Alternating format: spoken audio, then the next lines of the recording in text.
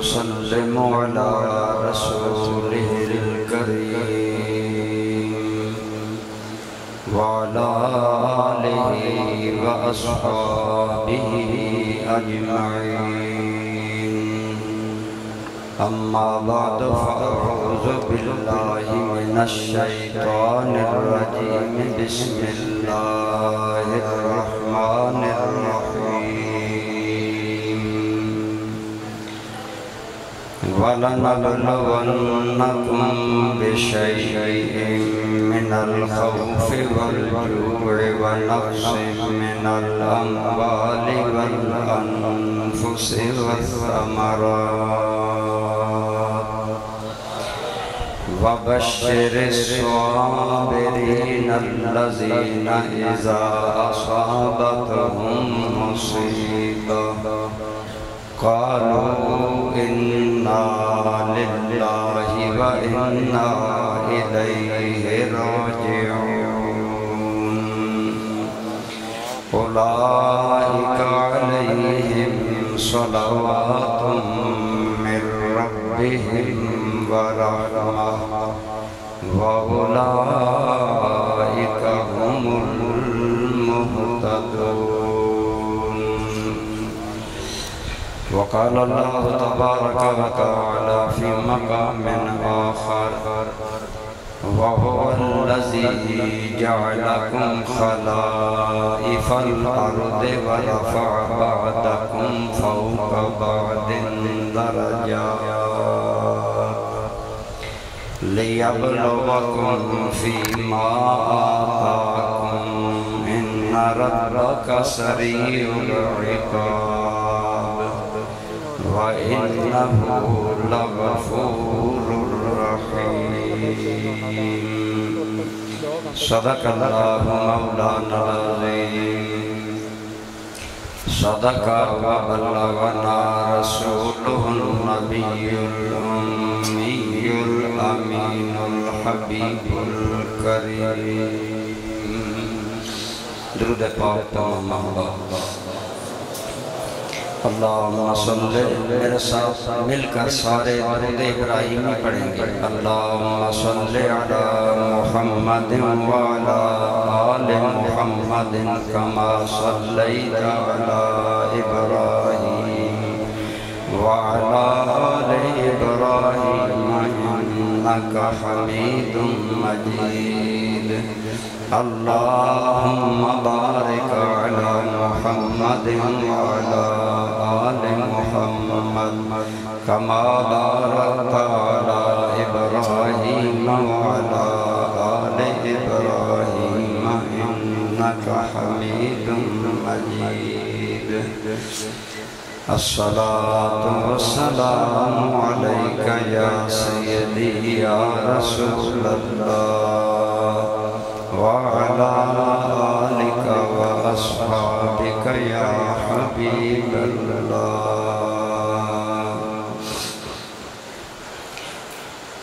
سر بھی کٹا کر بھی لٹا علی کے نو نہالوں کا.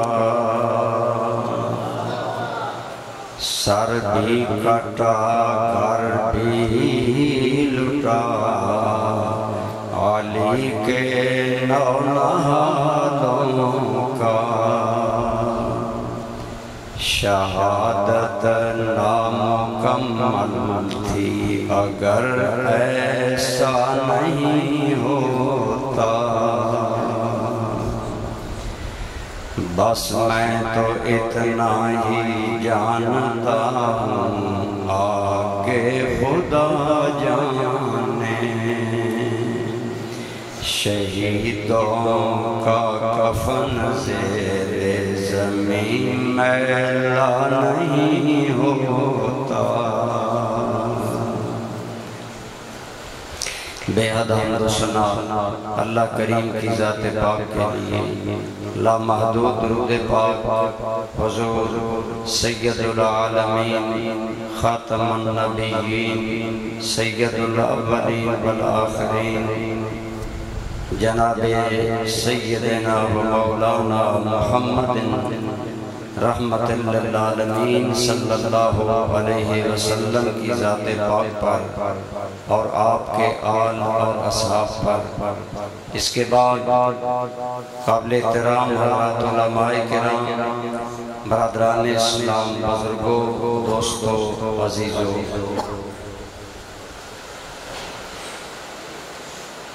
جس طرح آپ اور میں کسی آدمی سے اگر اپنی دوستی لگانا چاہیں یا تعلق قائم کرنا چاہیں یا فرینڈشپ قائم کرنا چاہیں تو ہم اس آدمی کے بارے میں پہلے تحقیق کرتے ہیں، اس کو چیک کرتے ہیں، آزماتے ہیں یہ آدمی کیسا ہے، اس آدمی کا اخلاق کیسا ہے، اس کا کردار کیسا ہے، اس کا چال چلن کیسا ہے۔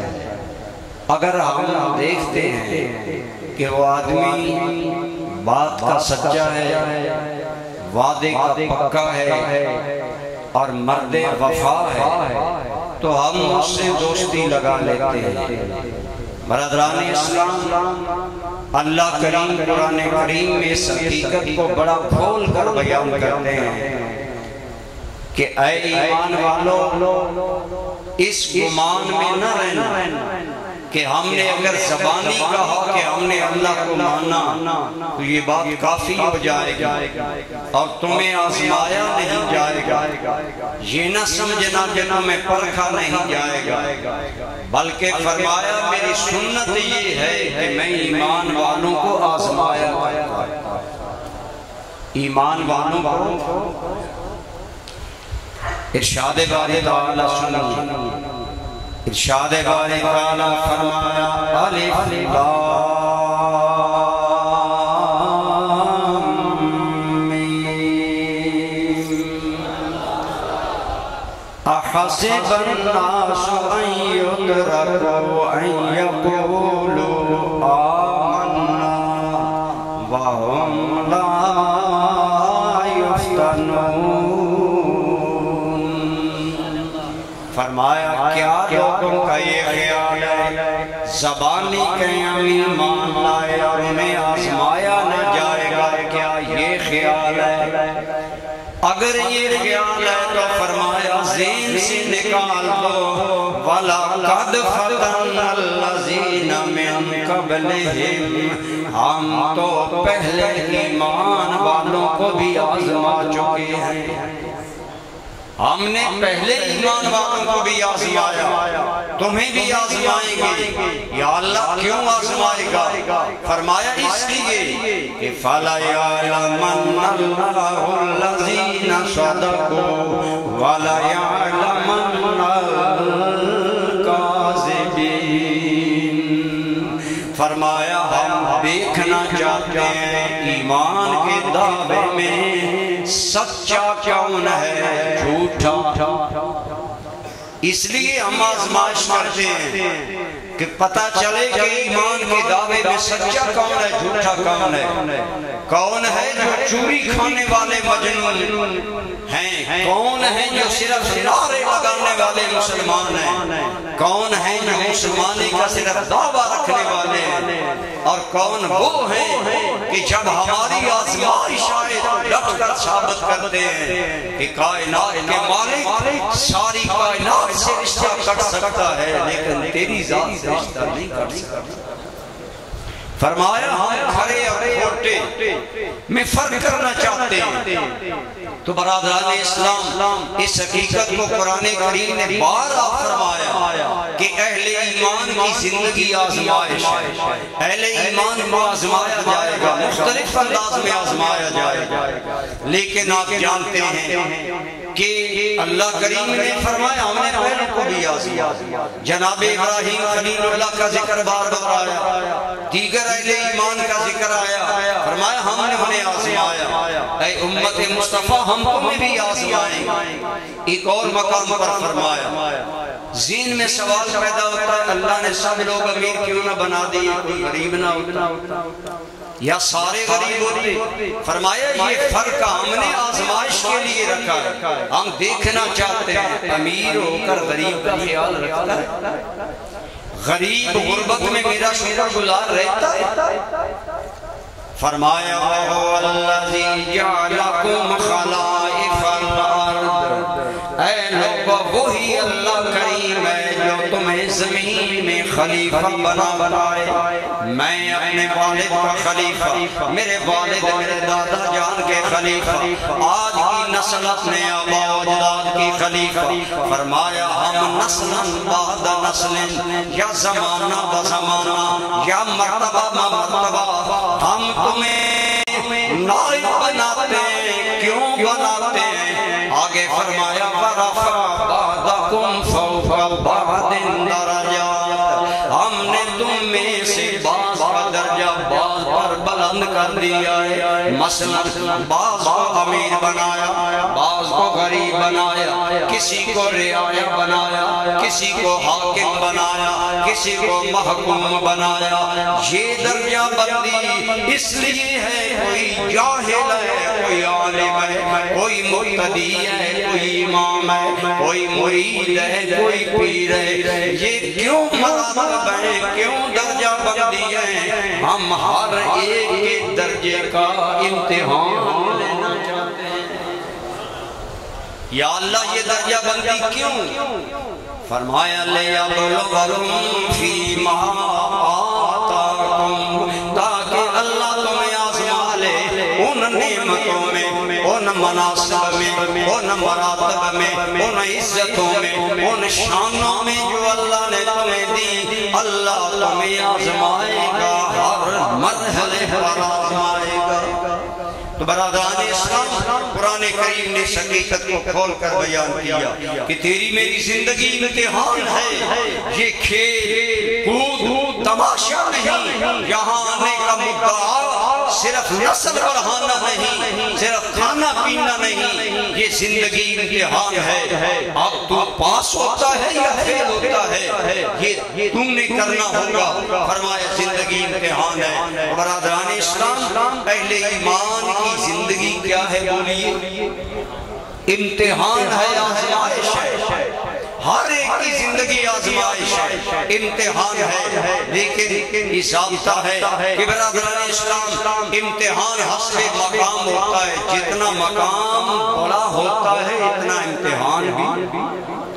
واضح بات ہے پرائمری اسکول کے بچے کا امتحان آسان ہوتا ہے، اس کے مقابلے میں کالج کے بچے کا امتحان مشکل ہوتا ہے۔ جو ایم فل کرنا چاہے گا امتحان کا معیار اور بلند ہوگا، جو پی ایچ ڈی کرے گا، جو اسپیشلائزیشن کرنا چاہے گا، جو مقام بڑھتا چلا جائے گا امتحان بھی بڑھتا چلا جائے گا۔ میرے کریم آقا نے فرمایا ان اشد الناس بلاء الانبیاء فالامثل فالامثل، اے لوگو اس جہان میں سب سے مشکل آزمائش اللہ کے نبیوں پر، کن پر؟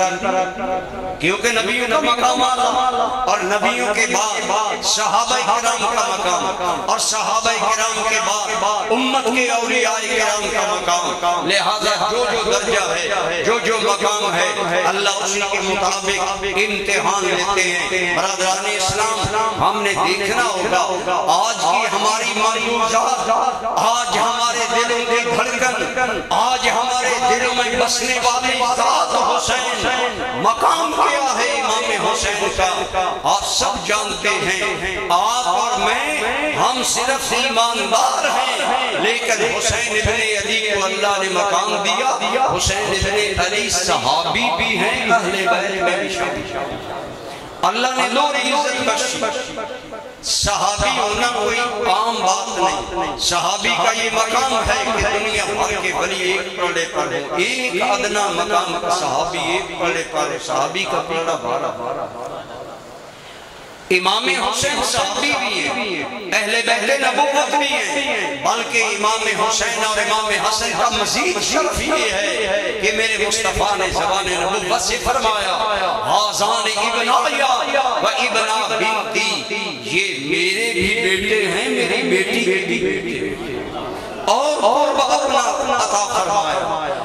حضرت امام حسن حسین ان کا مقام بلند و بالا، انہیں عزتیں اللہ نے بڑی دی، بلکہ دوستو الحمدللہ آپ کو دیکھ کر میرا دل روشن ہو گیا، اللہ قدم قدم پر اجر عطا فرمائے، امام حسین کے صدقے ہم سب حاضرین کے گناہ معاف فرمائے۔ لیکن ہم عمل کرتے ہیں، ہم جلسہ شہادت میں آئے یا ہم آذان سن کر نماز کے لیے آئے، نمازیں پڑھے، روزے رکھے، نیکیاں کرے، زندگی بھر عبادت گزار، شب زندہ دار رہے، لیکن یقین نہیں کہ جنتی بن گئے۔ آپ اور میں جنت کے امیدوار ضرور ہیں، یقین نہیں ہے، لیکن حسین اور حسن تو وہ ہیں جو صرف جنت کے امیدوار ہی نہیں بلکہ جنتی جوانوں کے۔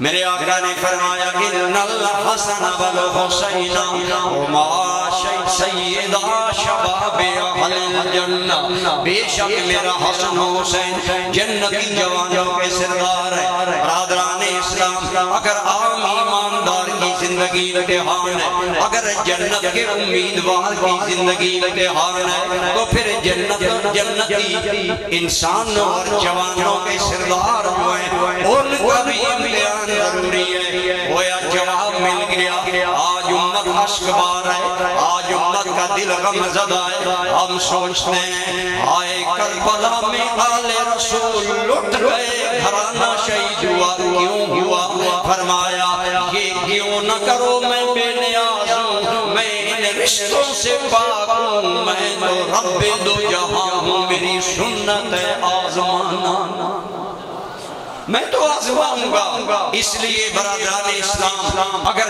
جنت کے امیدوار کا امتحان ضروری ہے، جنت کے سردار کا امتحان بھی ضروری ہے۔ اللہ اپنے پیاروں سے مشکل امتحان لیتا ہے، ابراہیم علیہ السلام سے بڑے مشکل امتحان، بعض اللہ کے نبیوں کو درخت کے ساتھ کھڑا کر دیا گیا، پہلی امتوں کے لوگوں کو ہاتھ کھڑے کر کے ان میں میخے پیوست کر کے انہیں درختوں کے ساتھ چمٹا دیا گیا، تڑپ تڑپ کر جان دے دی، لیکن ثابت کر دیا کہ جان جا سکتی ہے، یار سے تعلق نہیں جا سکتا۔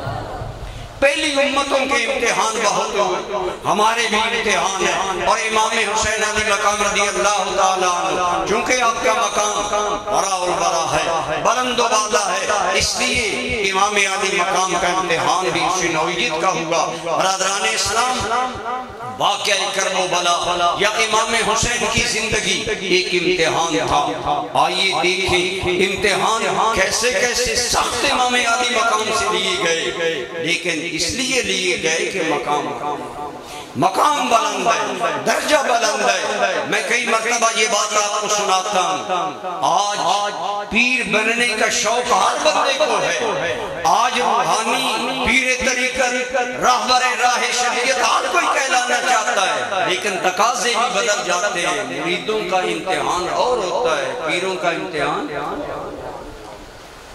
محبوب سبحان غوث سمدانی سیدنا عبدالقادر جیلانی رحمت اللہ تعالی علیہ، آپ فرماتے ہیں مجھے مجاہدات کے دور میں ایسا بھی وقت آیا، آواز آئی آسمان سے، عبدالقادر اب مقام قرب پر پہنچ گیا، اب نماز کی کوئی ضرورت نہیں ہے۔ اگر آج کا نمبر 2 پیر ہوتا اپنے مریدوں کو کرامتیں سناتا، لیکن عبدالقادر جیلانی حقیقی پیر تھے، اللہ کے بندے تھے، فوراً سمجھ گئے عبدالقادر اگر تمہیں نماز معاف ہے تو رسول اللہ کو کیوں معاف نہیں ہے؟ یہ آواز رحمانی نہیں، یہ آواز شیطانی ہے، یہ شیطان بول رہا ہے۔ اسی وقت غوث پاک نے پڑھا لا حول ولا قوت، آپ بھی پڑھ لیجئے لا حول ولا قوت الا باللہ العلی العظیم۔ یہ شیطان کے لیے برز ہے آگ کا پڑھا کریں، پوری زندگی میں اس کو وظیفہ بنائیں۔ میرے اور تیرے کریم آقا کا ارشاد ہے جو اللہ حول کثرت سے پڑھتا ہے اللہ اس کی 100 مصیبتیں دور کرتا ہے، اور ان میں سے سب سے کم تر مصیبت یہ ہے کہ اللہ اس بندے کو غم سے نجات دیتا ہے۔ جلسے سے کچھ لے کر جائیں، باتوں کو دل میں جگہ دے۔ حضرت غوث پاک نے پڑھا اللہ، شیطان سامنے آ گیا کہنے لگا عبد القادر میں نے 70 ولیوں کو اسی مقام سے گرایا ہے اور یہی داؤ لگایا ہے کہ تمہیں نماز کی شریعت کی کوئی ضرورت نہیں۔ آپ نے فرمایا اچھا پھر مجھ پر حملہ کرنا چاہتا ہے؟ کہنے لگا عبد القادر تو جاہل پیر تو نہیں، تو عالم پیر ہے، تیرے علم نے تمہیں بچا دیا۔ آپ نے فرمایا لا حول ولا قوت الا باللہ العلی العظیم۔ عبد القادر کو عبد القادر کے علم نے نہیں بچایا، عبد القادر کو عبد القادر کے رب کے کرم نے بچایا، رب کے فضل نے بچایا۔ دیکھیں حضرت عبد القادر جیلانی کا مقام بلند ہے، امتحان کتنا باری شہد کے ابھارا گیا، اپریشیٹ کیا گیا، آپ عالم میں بچ گئے۔ فرمایا نہیں کوئی میں عالم نہیں، میرا علم کوئی مجھ کو نہیں بچا سکتا، میرے رب کے فضل نے مجھے بچا۔ برادران اسلام امام حسین علی مقام کا چونکہ مقام بلند، اللہ نے آزمائشیں بھی آپ پر زیادہ ڈالی، مشکل ڈالی، لیکن امام حسین علی مقام ان آزمائشوں میں سے نکلے۔ بڑے غور سے میری گفتگو سنے، یزید برسر اقتدار آ گیا، بیعت کا مطالبہ ہوا، یہ امام حسین کے لیے۔ اب باقی میں چند وہ باتیں عرض کروں گا جو انتہائی ضروری ہیں۔ اب یزید کی بیعت کرنا نہ کرنا ایک امتحان تھا، بیعت کی جائے یا نہ کی جائے۔ عام لوگوں نے سوچا یزید قوت میں ہے، فوج ہے، قوت ہے، اسباب ہیں، بیعت کر لینی چاہیے، ہمارے اندر طاقت نہیں کہ ہم یزید کا راستہ روکیں، ہم یزید کے خلاف کھڑے ہو سکے۔ امام حسین نے سوچا کیا مجھے بھی اسی رو میں بہ جانا چاہیے؟ تو امام حسین نے سوچ کر فیصلہ کیا اگر سارے یوں ہی بیعت کر لے تو میرے نانا کی امت پر کون واضح کرے گا کہ فاسق و فاجر بیعت کے قابل نہیں۔ لہذا امام علی مقام رضی اللہ تعالیٰ عنہ نے موقف اختیار کیا کہ جو حاکم وقت ہوگا، عام آدمی غلطی کرے یاد رکھے اس کی غلطی اور ہوتی ہے، اگر امام اور علماء اور عمراء بادشاہ غلطی کریں تو وہ اور ہوتی ہے۔ اور یزید بادشاہ تھا لیکن وہ شراب پیتا، شراب میں نمازیں ضائع کرتا، شریعت کی مخالفت کرتا، بیت المال کو ذاتی جاگیر کی طرح استعمال کرتا، لوگوں کے حقوق کا مال کرتا اور دولت کے زور پر اپنی حکومت کو قائم کیا۔ اور اس کی دلچسپی شکاری کتوں سے تھی، نوجوان لڑکیوں کے ناچ گانے سے تھی۔ امام علی مقام نے سوچا اگر ایسے آدمی کی آج اگر میں بیعت کر لیتا ہوں کل میرے نانا کی امت کے لیے رہنمائی کیا رہے۔ لہذا امام علی مقام رضی اللہ تعالیٰ عنہ آپ نے موقف اختیار کیا مجھے اس کی بیعت نہیں کرنی چاہیے۔ آپ اس پاداش میں، اس فیصلے میں آپ مدینہ منورہ چھوڑ گئے، چھوڑنا پڑا، لیکن یہ بھی آزمائش ہے۔ میں کہا کرتا ہوں جیسے مولانا لائق صاحب کہہ رہے تھے آج حاجی مدینے سے نکلتے ہیں اللہ کی قسم مڑ کر سبز گنبد کو دیکھتے ہیں، آہیں بھرتے ہیں، چیخیں نکلتی ہیں، مرد تو مرد رہے، میں نے عورتوں کو روتے دیکھا ہے، اور رسول اللہ کے روزے کی جانب یوں ہاتھ باندھ کر کہتے ہیں خدایا کبھی پھر بھی آنا نصیب ہو جائے۔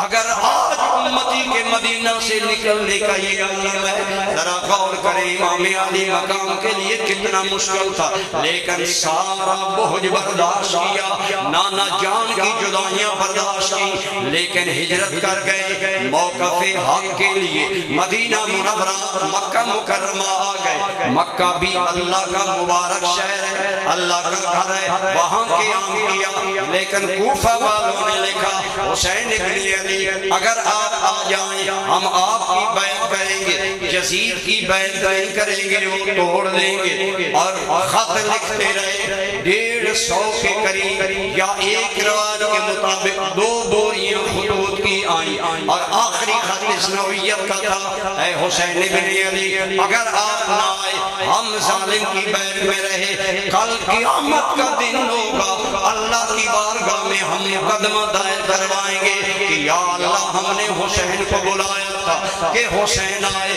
ہم سے بیعت لے، ہمیں ظالم سے بچائے، حسین ابن علی نہیں آئے، اے حسین کل قیامت میں گریباں تیرا ہوگا، ہاتھ ہمارا ہوگا۔ برادران گرامی قدر، آج ہماری طرح تو حسین نہیں تھے، آج کسی کو کہا جائے قبر کا خوف کرو، قیامت کا خوف کرو، اللہ کو کون سا منہ دکھاؤ گے، الٹا برائی میں نشر ہوتے ہیں، الٹا اکڑ جاتے ہیں۔ لیکن امام علی مقام نے سوچا اب رب کی بارگاہ میں جواب دینا مشکل ہوگا، اب تو میرے لیے نکلنا ہی ہوگا۔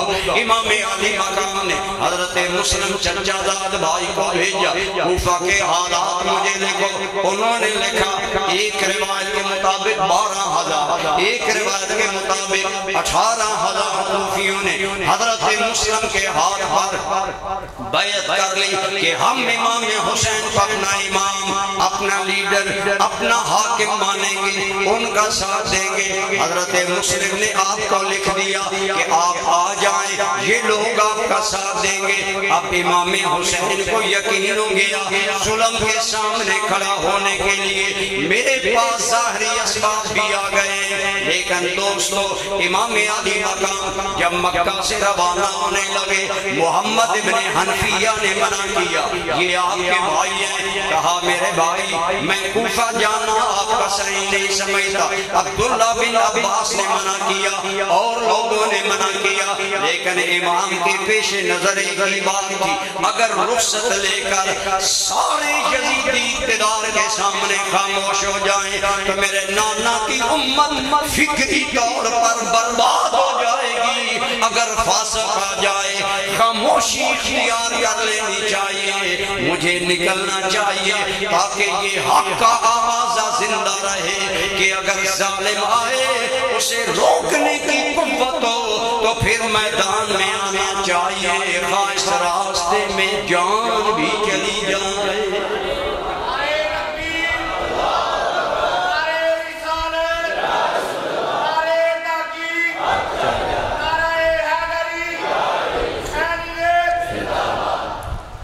تو امام علی مقام رضی اللہ تعالیٰ عنہ آپ نے کوفہ جا کر یہ عزم کر کے گویا حریت رائے کا آوازہ بلند کیا، آزادی رائے کو بلند کیا کہ آزادی رائے سے حاکم بننا چاہیے، لوگوں کی رائے سے آنا چاہیے۔ یزید عام لوگوں کی رائے سے نہیں آیا اور ظالم و فاسق کا راستہ روکنا ضروری ہے۔ تو گویا امام حسین نے اب جو ہوا وہ تو ہوا کہ آپ کا خاندان شہید ہوا، لیکن امام علی مقام نے امت کو فکری طور پر بچا دیا۔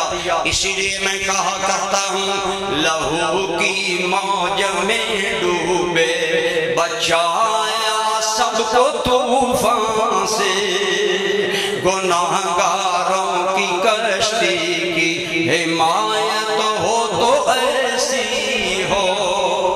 امام علی مقام آزادی رائے اور اپنی مرضی سے حاکم بنانے کی رائے کے آپ تائید کرنے والے تھے، یہی عزم لے کر نکلے کہ ہو سکا تو ظلم، فیس جبر، زیادتی اس کا راستہ روکوں گا، لیکن حالات بگڑتے چلے گئے، یزید کو قوت ہوتی گئی، کوفہ پر ابن زیاد حاکم آ گیا، اس نے سارے حالات کنٹرول کر لیے اور امام علی مقام کے لیے دن بدن آزمائش، دن بدن مشکلات بڑھتی گئی، لیکن اللہ کی قسم جتنی مشکلات بھی بڑھتی گئی امام حسین کے عزم میں کوئی فرق بولیے کوئی فرق؟ اپنے عزم پر قائم ہے، جو میں نے کرنا ہے میں اپنا کام کروں گا، بہرحال کروں گا۔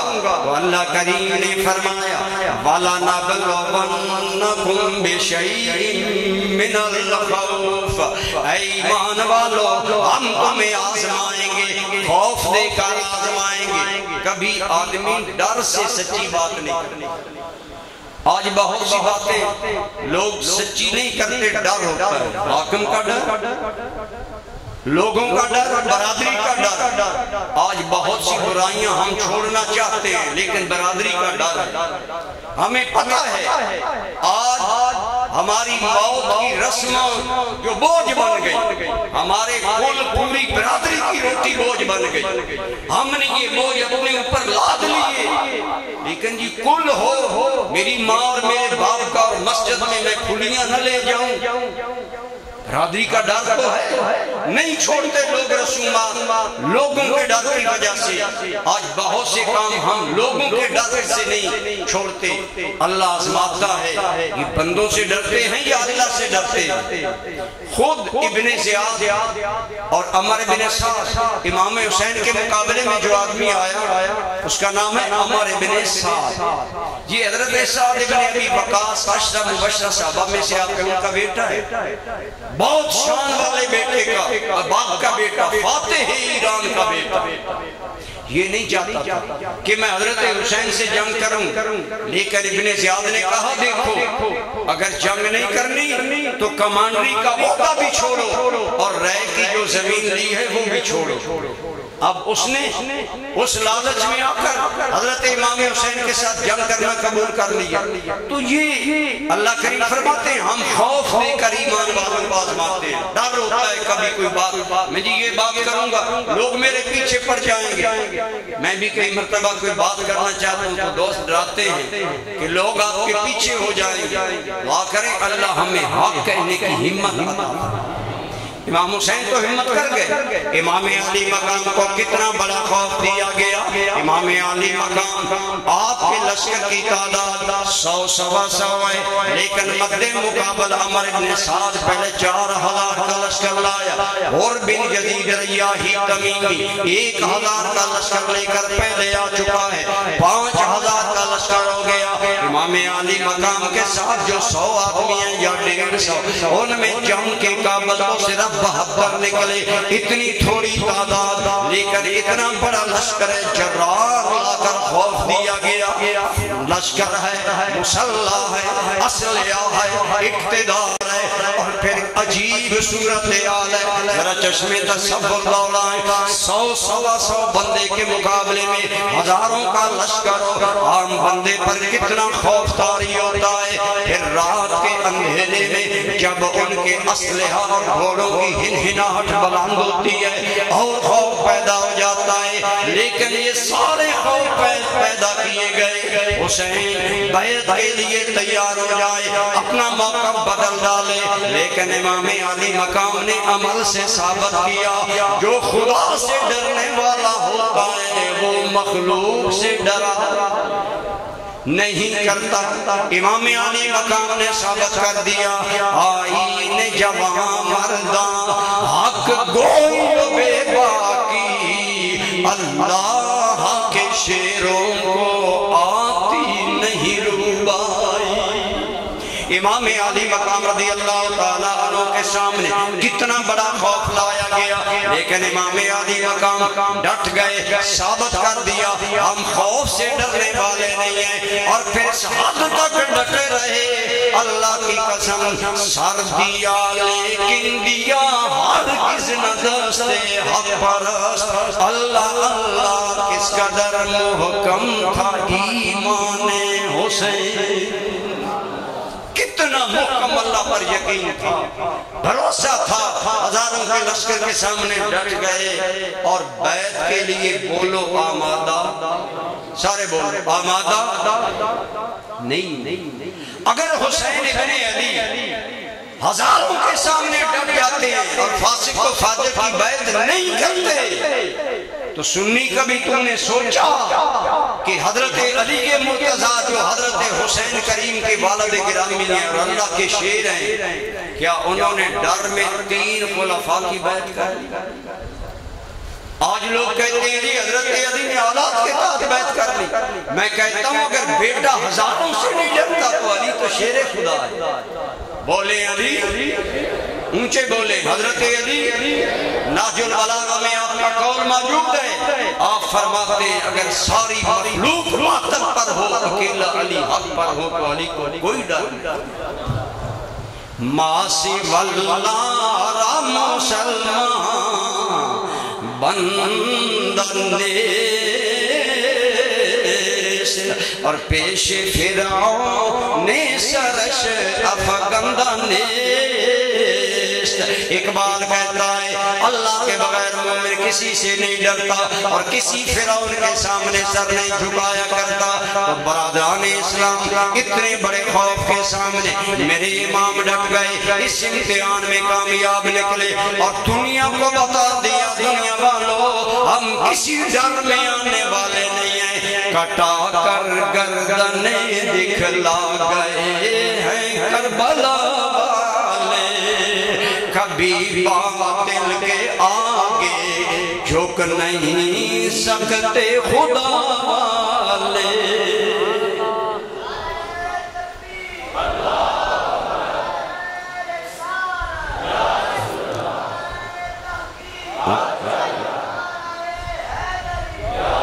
برادران اسلام امام علی مقام رضی اللہ تعالیٰ عنہ آپ کو خوف میں بھی آزمایا گیا، ہر انداز میں آزمایا گیا. فرمایا وَلَنَبْلُوَنَّكُمْ بِشَيْءٍ مِّنَ الْخَوْفِ وَالْجُوعِ، ہم بھوک دے کر بھی آزمائیں گے.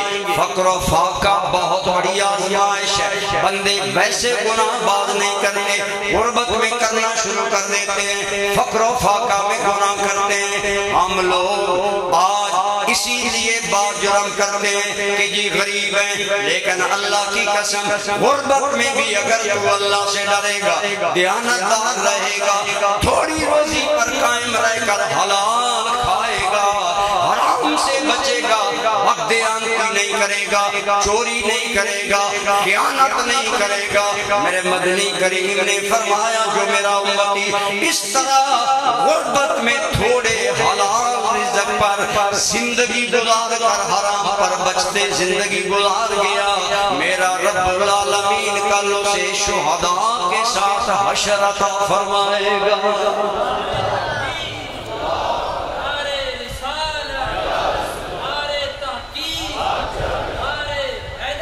تو برادران اسلام فرمایا ہم بھوک دے کر آزماتے ہیں، غربت دے کر، قحط سالی، مال کی کمی، فصلوں میں کمی آ گئی، غلے میں کمی آ گئی. آزمائش ہے. بندے کیا کرتے ہیں؟ ہم قحط میں اللہ کا شکوہ تو کرتے ہیں جی قحط پڑ گیا کوئی چیز مل نہیں رہی، لیکن قحط میں کیا بے نماز نمازی بن جاتے ہیں؟ بولے آج جی بارشیں زیادہ ہیں جی فصلیں برباد ہوگی. میں نے کہا یہ شکوہ تو کرتے ہو فصلیں بارشیں زیادہ ہیں، بتاؤ کچھ اللہ سے ڈرنا سیکھا، نمازی بنے ہو. اپنا جائزہ نہیں لیتے. لیکن میرے دوستو بھوک دے کر بھی اللہ آزماتے ہیں. رمضان مبارک کے مہینے میں روزے میں بندہ بھوکا بھی ہوتا ہے، پیاسا بھی ہوتا ہے، یہ بھی ایک آزمائش ہے. اللہ نے رمضان کا مہینہ تیری میری آزمائش کے لیے بنایا، ایمان والوں کی آزمائش کے لیے بنایا کہ 11 ماہ اپنی مرضی سے کھاتا پیتا ہے. ایک مہینہ پیدا کرنے والے رب کی مرضی پر کھانا ہوگا، پینا ہوگا، خواہشات کے مطابق چلنا ہوگا. لیکن اس رمضان میں بھی جو اللہ کے بندے روزے نہیں رکھتے ذرا غریباں میں سوچیں کیا حال ہے. لیکن امام علی مقام اس موقع پر بھی آپ کو یاد ہوگا ان ظالموں نے بیعت لینے کے لیے حسین کو جھکانے کے لیے پانی پر پابندی لگا دی کہ فرات کے پانی کی بوند اہل بیت نبوت کو نہ ملے. کتنا بڑا ظلم تھا، ہر کوئی پیے لیکن رسول اللہ کا خانوادہ پیاسا ہے. حوض کوثر کے مالک پیاسے ہیں، حوض کوثر کے مالک کی آل پیاسی ہے، لیکن ان پیاسوں لفظوں نے ثابت کر دیا دنیا والوں پر ہم پیاس سے اور بھوک سے بھی نہیں جھکنے والے، اور ثابت کر دیا دنیا والوں محمد مصطفیٰ کے باغ کے سب پھول ایسے ہیں جو بن پانی کے تر رہتے ہیں مرجھایا نہیں کرتے۔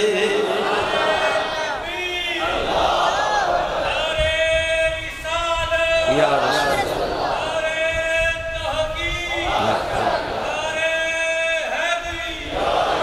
وَلَنَبْلُوَنَّكُمْ بِشَيْءٍ مِّنَ الْخَوْفِ وَالْجُوعِ وَنَقْصٍ مِّنَ الْأَمْوَالِ۔ مال سے بھی اللہ آزماتا ہے۔ میرے آقا نے فرمایا صلی اللہ علیہ وسلم لِكُلِّ أُمَّةٍ فِتْنَةٌ وَفِتْنَةُ أُمَّتِي الْمَالِ۔ ہر امت کی کوئی نہ کوئی آزمائش ہے، میری امت کی آزمائش مال ہے۔ بولیے کیا ہے؟ مال سے یہ امت گمراہ ہوگی۔ آج آپ دیکھیں کتنے ایسے لوگ ہیں جو مال کے لیے اپنا دین بیچ بیٹھتے ہیں، کتنے ہیں جو امریکہ کے گرین کارڈ کے لیے مرزائی بن جاتے ہیں، کتنے ہیں پاکستان میں جو امیروں کی خوشنودی کے لیے اپنے مسلک بدل لیتے ہیں، کتنے لوگ وہ ہیں جو پیسے کی وجہ سے اپنا ایمان ضائع کرتے ہیں۔ ہمیں تو آج کوئی 10,000 روپے دے تو ہم عدالت میں جھوٹی گواہی دینے کے لیے تیار نہیں ہو جاتے۔ سوچیں، جھوٹی گواہی شرک اصغر ہے، اور آج مال کی وجہ سے کیا، اور مسلمانوں کو عموماً نقصان اسی وجہ سے۔ انگریزوں نے میر جعفر اور میر صادق کو خریدا اور ٹیپو خان اور مسلمانوں کو برباد کیا۔ ہر دور میں مسلمان خریدے جاتے ہیں۔ آج تیرا ملک جس رسک پر لگا ہوا ہے، اگر ڈیپلی سوچے گا تو بہت سے لوگوں کو خریدا گیا ہے جو تیرے ملک کی معیشت کو، ملک کے نظام کو، ملک کے اس معاملات کو برباد کر رہے ہیں، اور پیچھے پیسہ ہے۔ اس امت کا فتنہ مال ہے۔ آپ کیا نہیں سوچ سکتے؟ غور کریں، ایک آدمی پاکستان میں اللہ کے نبیوں کی گستاخی کرتا ہے تو دیر نہیں لگتی کہ اسے بیرونی کارڈ مل جاتے ہیں۔ آسیہ ملونہ کے ساتھ کیا کیا گیا؟ بالکل ریسنٹلی ایک بددین ذاکر نے اسلام آباد میں سیدنا صدیق اکبر کے بارے میں زبان درازی کی، اس نے حضرت صدیق اکبر کی گستاخی کی۔ 2 دن نہیں گزرے کہ اسے ملک سے باہر بھیج دیا گیا۔ کیا ہماری حکومت اندھی ہے؟ کیا ہماری حکومت دین کے اعتبار سے بے غیرت ہو گئی ہے؟ انہیں حیا نہیں کہ ہمارے ملک میں کیا ہو رہا ہے؟ یہ سب کچھ مال پیسے کی وجہ سے ہو رہا ہے۔ فرمایا ہر امت کا کوئی نہ کوئی فتنہ ہے، میری امت کا فتنہ مال ہوگا۔ مال کی وجہ سے لوگ گمراہ ہو گئے۔ آج جتنے لوگ مسجد میں آئے بیٹھے ہیں، اگر آپ ان میں غور کریں تو امیر آدمی بہت کم کوئی نظر آئے۔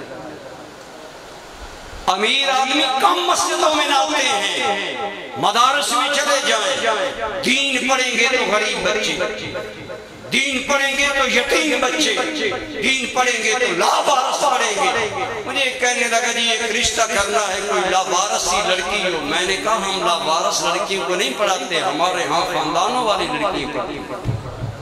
کنسنٹ بن گیا ہے کہ مدارس میں یتیم پلتے ہیں۔ امیروں، مالداروں، تمہارے زمین پر سوال ہے کہ تم مالدار ہو کر خدا کے باغی تو نہیں بن گئے؟ مال نے تمہیں اللہ کو بھلا تو نہیں دیا؟ مال کی وجہ سے لوگ بکے۔ ابھی آپ نے سنا عمر ابن سعد نے مال لیا، ابن زیاد نے وہی گورنری لی، شمر لعین نے بہت بڑا مال لیا یزید سے۔ یزید بیت المال کو ذاتی جاگیر کے طور پر پارٹی کے بندوں میں بانٹتا تھا، جیسے آج ہماری سیاست میں ہوتا ہے، اپنی پارٹی کو نوازا جاتا ہے۔ مال حسین کو بھی مل سکتا تھا، حجاز کی گورنری امام حسین کو مل سکتی تھی، لیکن امام علی مقام نے کوئی گورنری، کوئی حکومت، کوئی پیسہ قبول نہیں کیا۔ ایک ہی بات کی ہے کہ کائنات والو جو ذمہ داری مجھے دی گئی ہے، ایک مقام پر آپ کے بہن ہوئی حضرت عبداللہ بن جعفر طیار، یہ حضرت امام حسین کے بہن ہوئی ہیں، ان کے دو بیٹے اور محمد بھی کربلا میں شہید ہوئے۔ حضرت عبداللہ بن جعفر طیار گورنر مکہ کا امان نامہ لے کر امام حسین کے پاس گئے اور امام حسین کو مل کر کہا میں آپ کے لیے گورنر مکہ سے امان بھی لایا، آپ مکہ میں آ جائیں آپ کو کوئی کچھ نہیں کہے گا، میں ذمہ دار ہوں، ہیں بھی بہنوئی، امان بھی گورنر مکہ سے لے آئے، لیکن امام علی مقام نے فرمایا میں واپس نہیں جاؤں گا، کیونکہ بہنوئی تھے، چچا زاد بھائی تھے، قریبی رشتہ تھا۔ امام علی مقام سے اصرار کر کے کہنے لگے حسین آخر اتنا بزد کیوں ہے، تمہیں محمد ابن حنفیہ نے منع کیا، عبداللہ بن عباس نے بھی منع کیا، ہم بھی منع کر رہے ہیں، کیا وجہ ہے؟ امام علی مقام نے کیا جواب دیا؟ فرمایا عبداللہ میں نے عام لوگوں کو نہیں بتایا، مجھے رسول اللہ کا دیدار ہوا ہے اور میرے قریب نانا نے مجھے حکم دیا ہے اے عبداللہ جب تک وہ عمر میں پورا نہیں کروں گا میں اپنی بات پر ڈٹا رہوں گا، اللہ یہاں تک کہ میری ملاقات میرے رب سے ہو جائے۔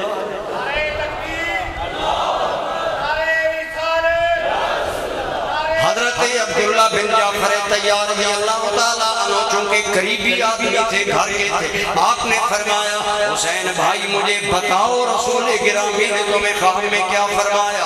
فرمایا میں اس کا اظہار بھی نہیں کروں گا۔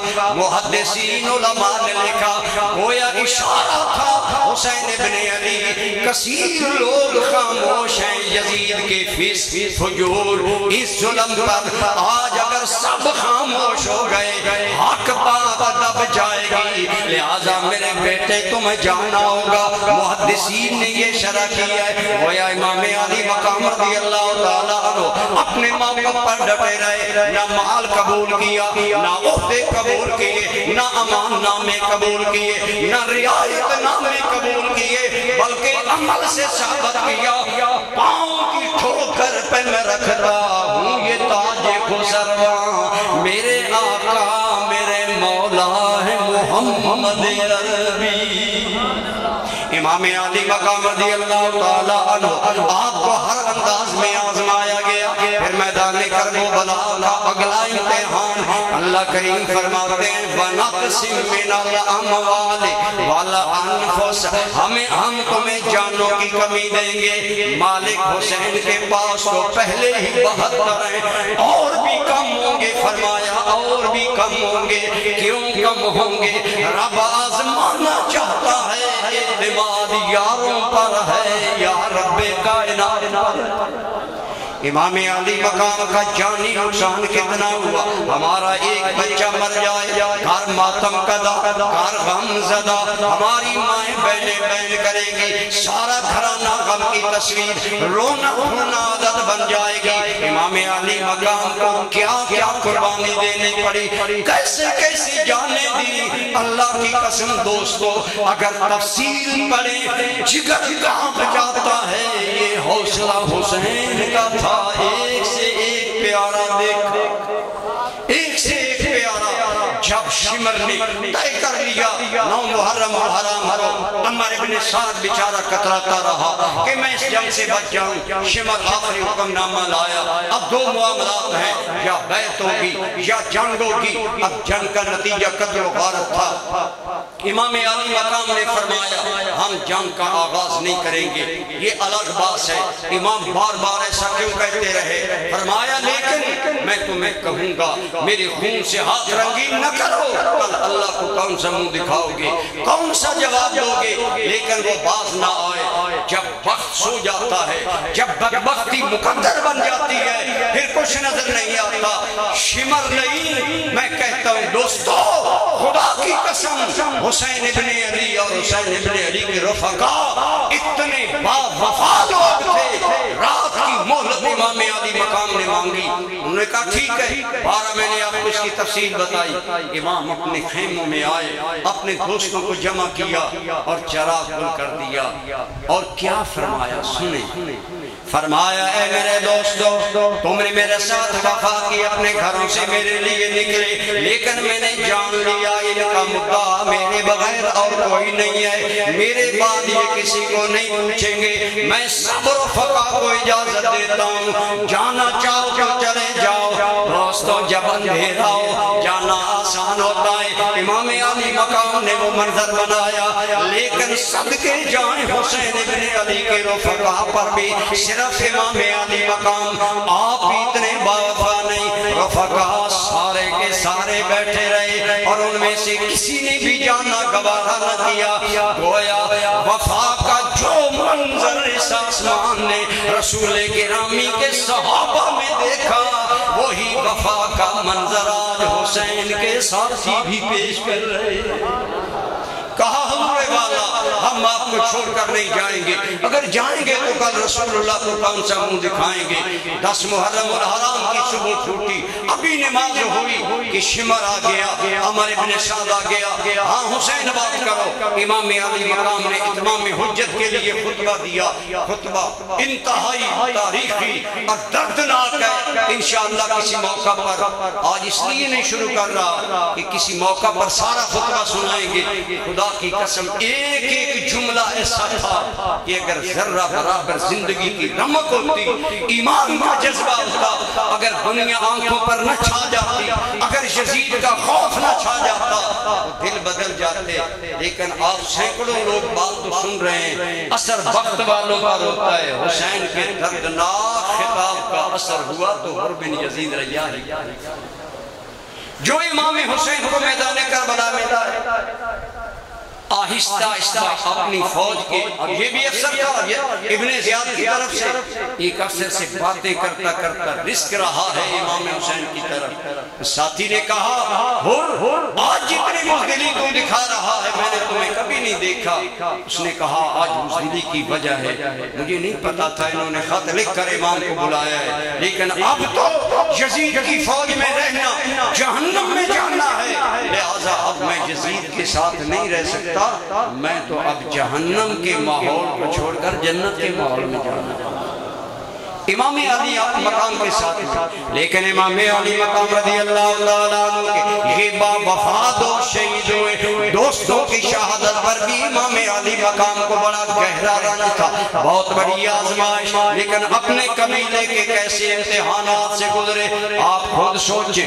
امام حسین کی اپنی اولاد سوائے امام زین العابدین کے سارے شہید کر دیے گئے، حضرت سیدہ زینب آپ کے 2 بچے اور محمد وہ بھی شہید ہو گئے، لیکن دوستو علماء نے لکھا ایک سے ایک بڑھ کر جان قیمتی تھی، لیکن انہی جوانوں میں، انہی ہاشمی جوانوں میں، انہی سید زادوں میں ایک انتہائی حسن و جمال کا پیکر حمید ابن مسلم کی روایت ہے، طبری میں ابن اسیر میں کہتا ہے لوگا میں نے ایک ایسا خوب رو نوجوان میدان کرب و بلا میں دیکھا جس کے چہرے میں مجھے چاند چلتا نظر آتا، اتنا حسن و جمال کا پیکر سرو کا دے، حسن و جمال انتہا درجے کا ہے، کہتا ہے لوگوں میں حیران ہوں جدھر جاتا ہے حسن کی جھلک جاتی ہے، اور اتنی بہادری سے لڑ رہا تھا کہ جدھر منہ کرتا یزیدی بھیڑوں کی طرح آگے لگ جاتے۔ وہ کہتا ہے میں نے ایک سپاہی سے پوچھا یہ خوبرو، یہ مہرو، یہ حسن کا اتنا بڑا پیکر کون ہے؟ اس نے جواب دیا یہ حسن مجتبی کا بیٹا قاسم ابن حسن۔ حضرت قاسم ابن حسن تمام ہاشمی نوجوانوں میں ایک انوکھا مقام رکھتے تھے، حسن و جمال کا پیکر تھے۔ عرض کیا چچا جان اجازت ہو تو میں آپ سے پہلے راہ حق میں جانا چاہتا ہوں، اولاد والو بتاؤ اپنے بچوں کا درد انسان سہ لیتا ہے، لیکن مرحوم بھائی حسین کریم، حسن کریم کا جب بیٹا امام حسین سے اجازت مانگ رہا ہے، دل حسین کا عالم کیا ہوگا؟ امام علی مقام نے کس حال میں انہیں اجازت عطا فرمائی، لیکن خدا کی قسم برادران اسلام، یہ وہ وفا کے تذکرے ہیں، یہ وہ امتحان کے تذکرے ہیں۔ امتحان تو ہر بندے کا ہے، لیکن حسین ابن علی کا امتحان انوکھا ہے کہ صرف ایک جان نہیں جا رہی، خاندان جا رہا ہے، پیارے جا رہے ہیں اور پھر آنکھوں کے سامنے جا رہے ہیں۔ اسی لیے کسی نے کہا تھا بندہ جب جان خدا کے نام پر دیتا ہے تو اپنے مقدر پر ناز کرتا ہے۔ ہاں شہید اپنی شہادت پر ناز کرتے ہیں، لیکن ایک شاعر بڑی پیاری بات کہتا ہے اپنے جلد میں اتنے جوانوں کی شہادتیں لینے والا انسان وہ ہے جس پر شہادت ناز کرتی ہے۔ امام حسین علیہ مقام، شہیدوں کو تو اکثر ناز ہوتا ہے شہادت پر، حسین ابن علی تجھ پر شہادت ناز کرتی ہے۔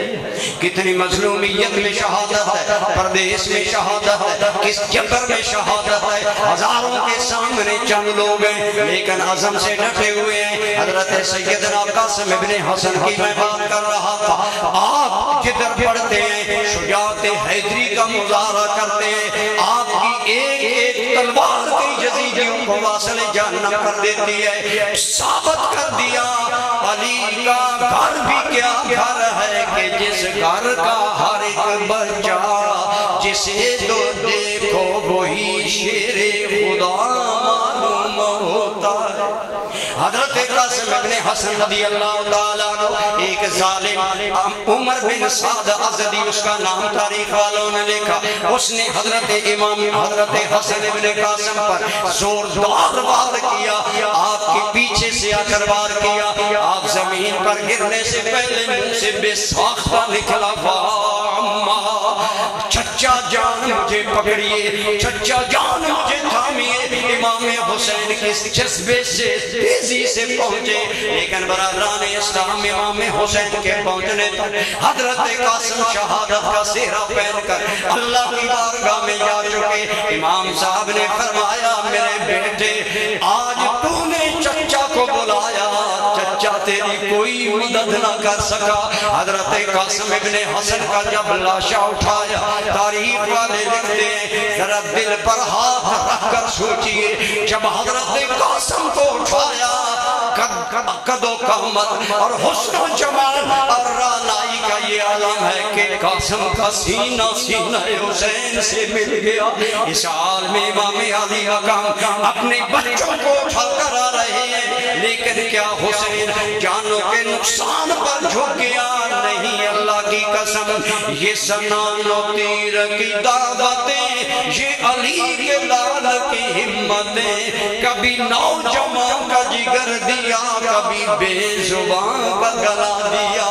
یہاں تو حسین نے اللہ کی بارگاہ میں جوان بھی پیش کیے۔ حضرت علی اصغر امام علی مقام کی گود میں ہیں، حرمل ظالم کا تیر آیا، حضرت علی اصغر کے گلے میں لگا، خون سے امام علی مقام کی گود ہاتھ تر ہو گئے۔ امام علی مقام کی کیفیت تبری لکھتا ہے، حسین ابن علی خون دیکھ کر فریاد کر رہے تھے، مولا میں ظلم کا شکوہ کسی سے نہیں کروں گا، تم بہتر دیکھنے والا ہے، تم ہی ہمارا معین و مددگار و کرم فرمائے۔ مولا حسین یہ مظلوم کا خون بھی تیری بارگاہ میں پیش کرتا، لیکن کیا یہ باتیں حضرت امام حسین کے عزم کو کم کر سکی؟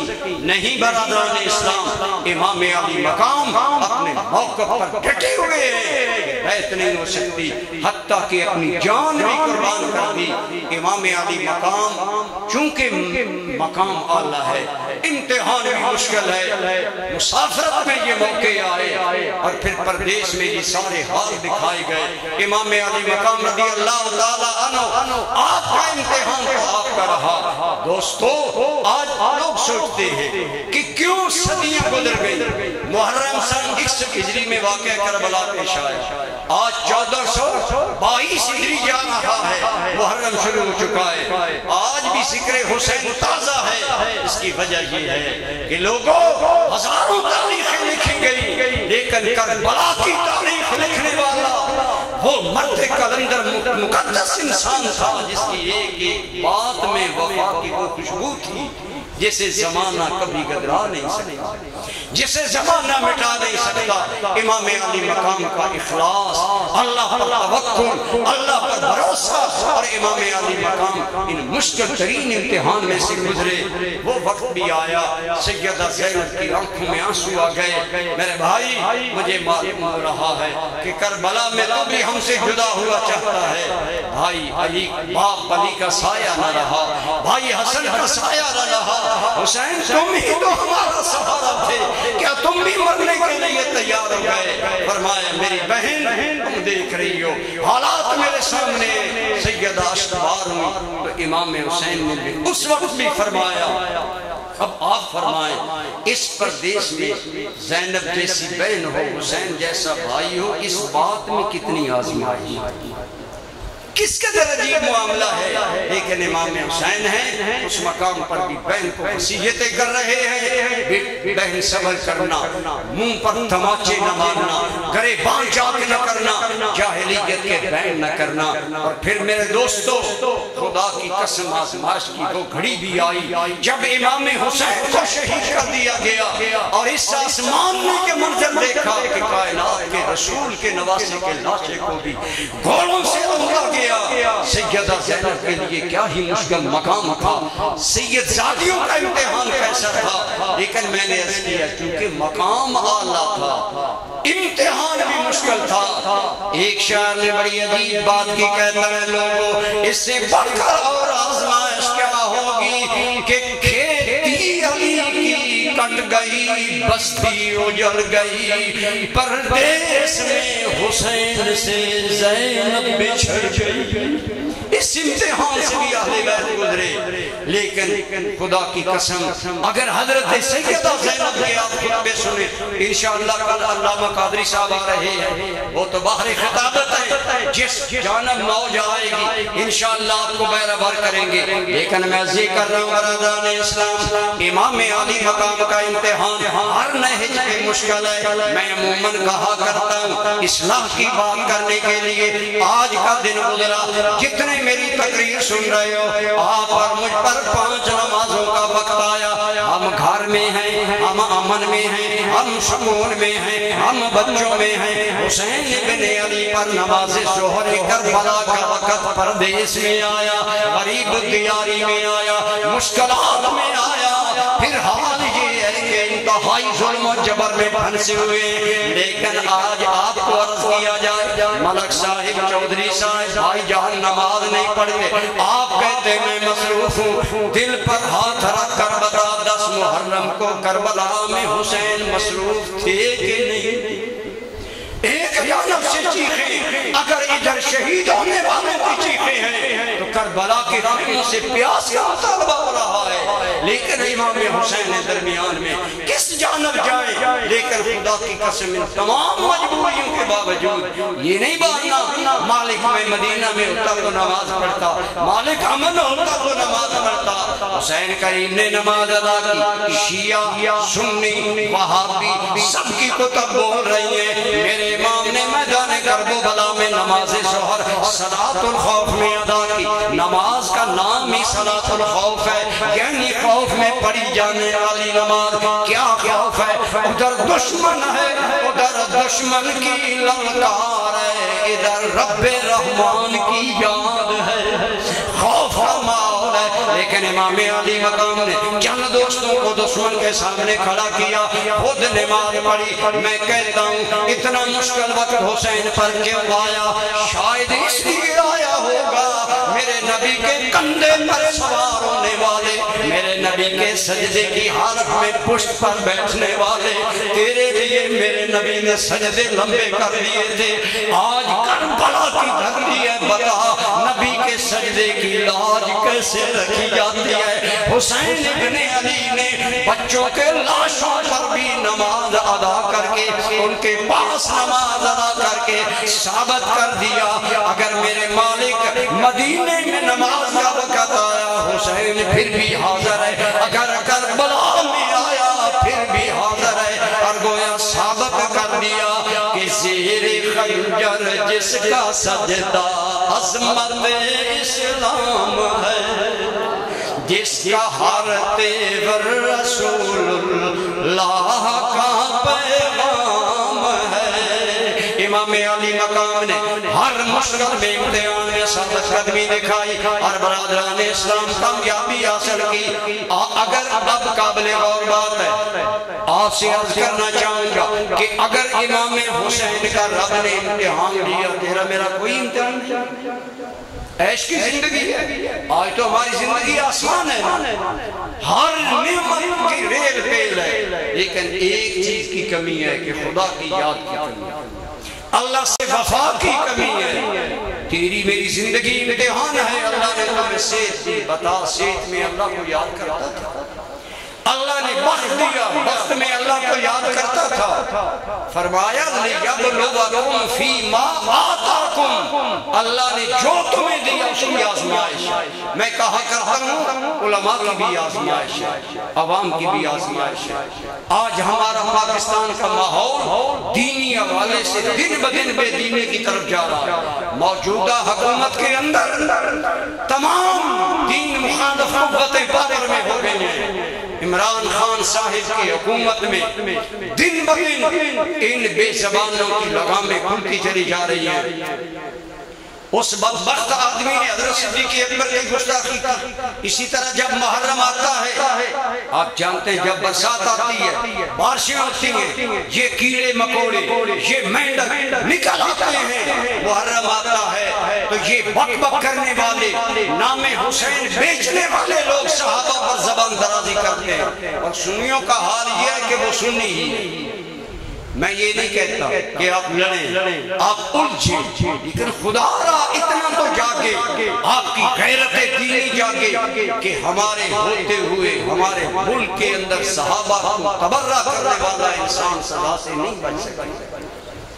ہمارے یہاں ابھی ہمارے پاس دو کیس آئے، ایک محلہ والے پیٹتے آئے ہیں جی ہمارے محلہ میں وہ کل جلوس نکال کر لے جا رہے ہیں، دوسرے والے آجے ہمارے یہاں۔ میں اگر سی آئی ڈی کے لوگ موجود ہیں تو میں یہ خبردار کرنا چاہوں گا کہ ایک خاص ہم سمجھتے ہیں کہ ان لوگوں کو حکومت کی پشت پناہی حاصل ہے، پورے ملک میں اہل تشیع اپنی مرضی کر رہے ہیں اور ہمارے شہر میں بھی ایسی ہو رہی ہے۔ تو سن لیں، اگر ہمارے شہر میں ایسی کوئی حرکت ہوئی، اگر روح کو بغیر جلوس چلایا گیا یا سنیوں کے محلوں کو ڈسٹرب کیا گیا یا اپنے جو ان کے آزادی اصل کو وہ اپنے مسلک کے مطابق جو چاہیں کریں، لیکن سنی کو بھی کچھ غیرت دکھانی چاہیے، بیدار ہو، اپنے آپ کو سمجھیں، ان کی محفلوں کی رونق گرم بنے، اپنی محفلوں میں آئیں، اپنے علماء کے پاس آئیں۔ الحمدللہ کتنا بڑا مجمع ہے جو بارگاہ حسینی میں دل کے آنسو پیش کرنے کے لیے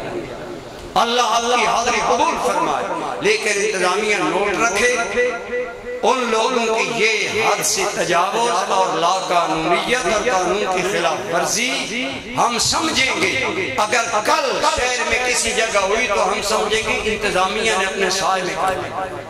اس لیے مہربانی کر کے ایس پی صاحب، ڈی ایس پی صاحب، دیگر آفیسر حضرات اور ادارے محتاط رہیں۔ ہم سنی پرامن لوگ، پرسکون لوگ ہیں، لیکن اگر وہ ہمیں ڈسٹرب کریں گے، ہمارے شہری کو ڈسٹرب کریں گے، پھر اس کا انجام جو ہوگا اس تمام حالت کی ذمہ دار ہماری پنڈال خان کی انتظامیہ ہوگی۔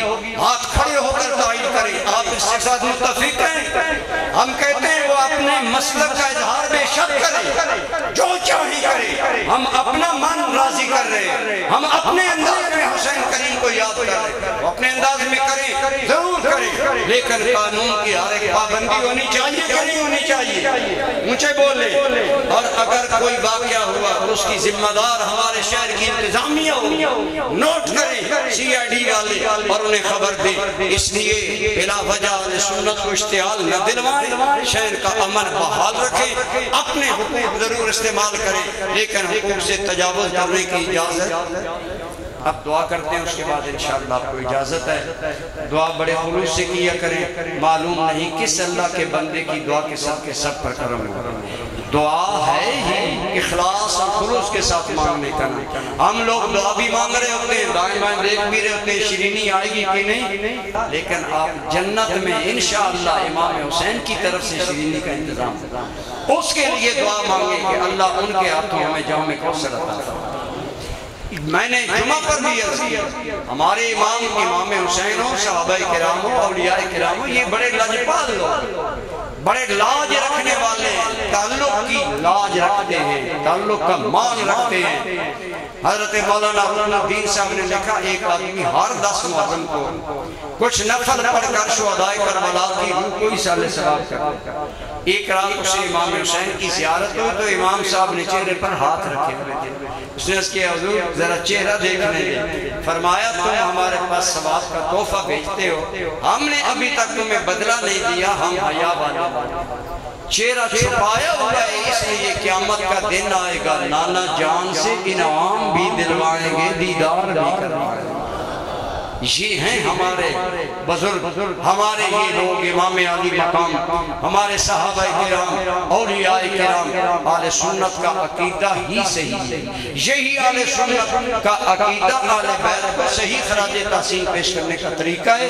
اسی پر چلتے رہیں انشاءاللہ تو جہاں میں کرم ہوگا. میں آپ کا شکر گزار ہوں, مقامی عالم کی تقریر سننے لوگ نہیں آتے, لیکن آپ کی یہ محبت بھری نگاہیں میرا سرمایہ ہے. اللہ آپ کو سلامت رکھے.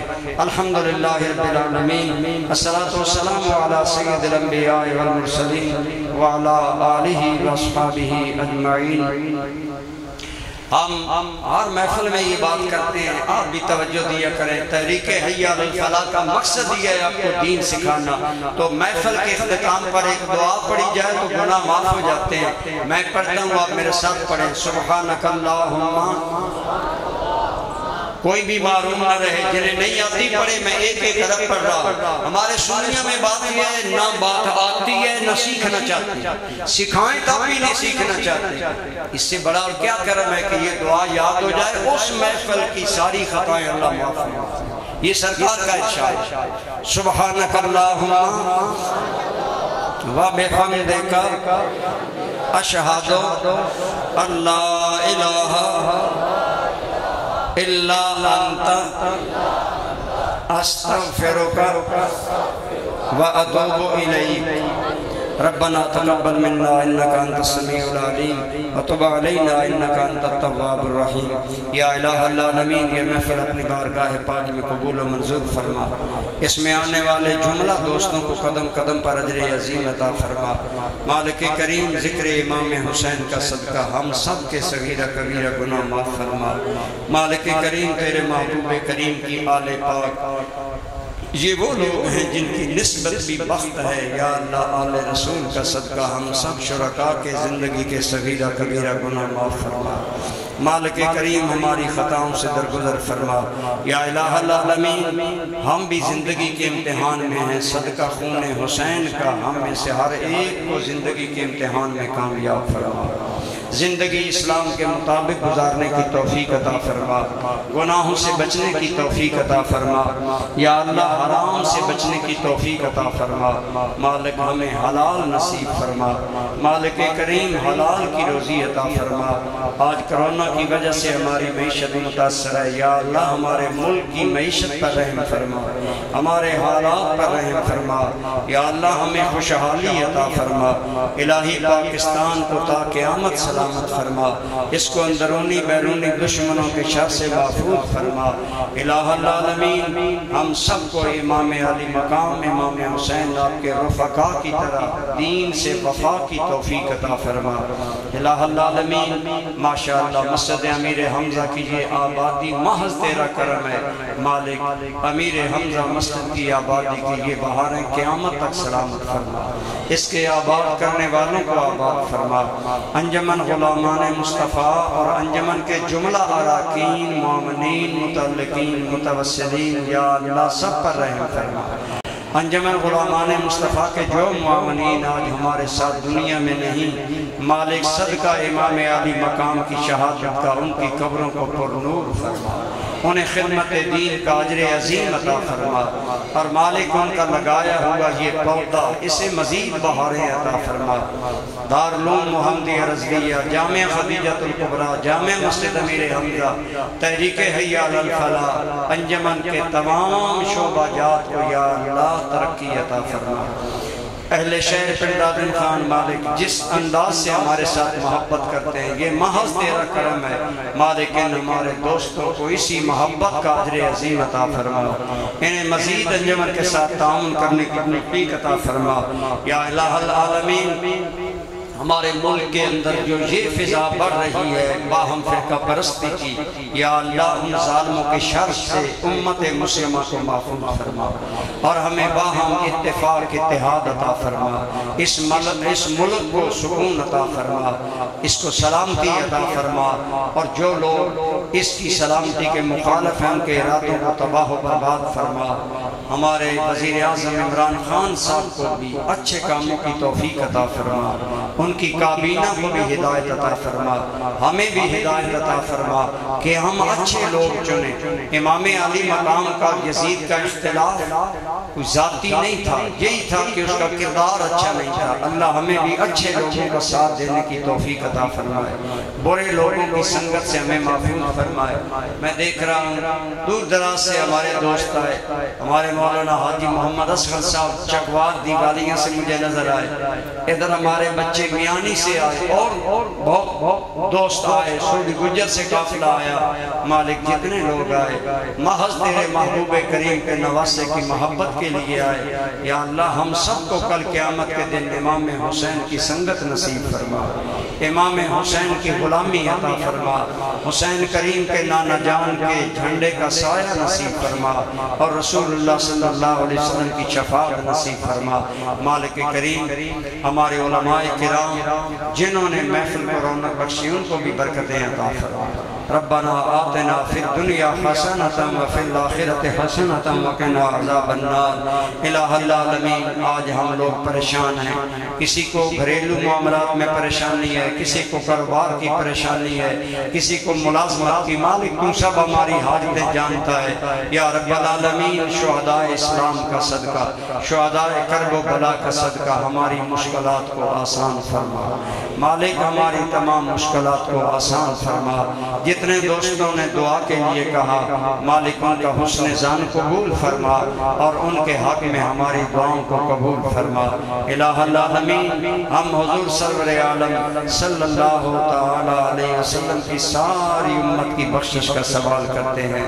اللہم اغفر لامت سیدنا محمد صلی اللہ علیہ وسلم، اللہم فرج عن امت سیدنا محمد صلی اللہ علیہ وسلم، اللہم اصلح امت سیدنا محمد صلی اللہ علیہ وسلم، اللہم ارحم امت سیدنا محمد صلی اللہ تعالی علیہ وعلا آلہ وسلم اجمعین برحمتک یا